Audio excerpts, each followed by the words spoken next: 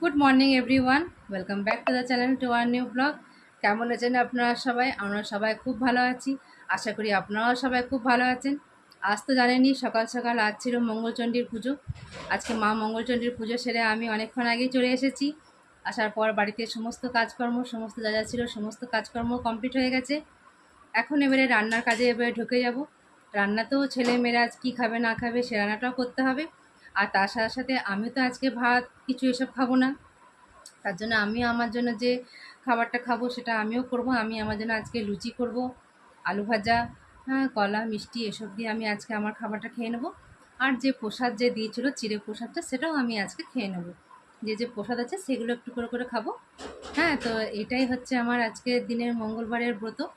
হ্যাঁ, তো আপনারা কেমন কী করেন না করেন আমাকে জানাবেন। এই পুজোর দিনে কি করেন না করেন। আর আমার এই নতুন একটা আমি চ্যানেল